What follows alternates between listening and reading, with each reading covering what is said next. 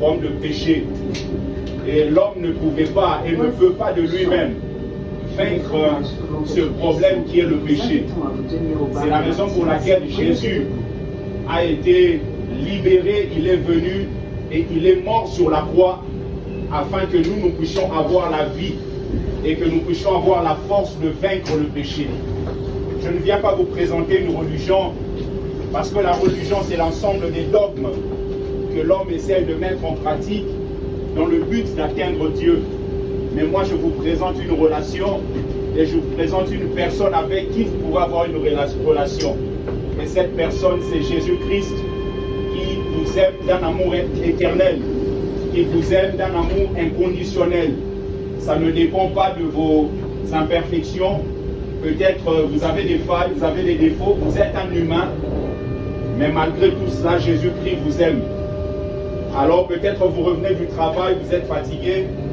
En tout cas que Dieu vous fortifie. Ce n'est pas évident, ce n'est pas facile.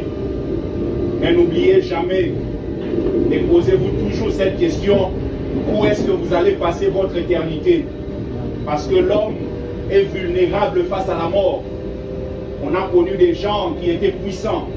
Vous connaissez Staline, vous connaissez Hitler, vous connaissez Lénine, vous connaissez tous ces hommes qui étaient des héros autrefois, mais qui aujourd'hui sont décédés et on parle d'eux au passé. Parce que l'homme, malgré sa force, malgré sa puissance, il ne peut pas résister face à la mort. Lorsque la mort frappe à la porte d'un individu, quel que soit l'état de votre compte en banque, cet état ou votre compte en banque ne peut pas empêcher ça. Combien de personnes avaient des moyens et ils pouvaient aller dans les meilleurs hôpitaux. Mais quand la mort décide, Dieu décide au travers de sa puissance de vous enlever de ce monde, vous ne pouvez pas. Votre compte en banque ne peut pas, bien aimé, vous sauver. C'est la raison pour laquelle vous avez besoin de livrer votre cœur à Jésus-Christ. Jésus-Christ ne vient pas vous condamner, quel que soit ce que vous avez fait hier. Jésus-Christ vient vous tendre la main. Il a dit: je frappe à la porte et je me tiens. Si tu entends ma voix et tu ouvres la porte, j'entrerai et je souperai avec toi. Lui, il veut une relation. Je ne te présente pas une religion dans laquelle tu dois pratiquer des choses dans le but d'atteindre le paradis. Parce que dans la religion, il y a la frustration.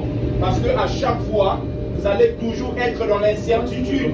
Vous ne savez pas si vous êtes sauvé ou pas. Vous ne savez pas parce que vous êtes dans l'incertitude. Mais la relation avec Christ vous donne la certitude parce que Jésus vous garantit la vie éternelle.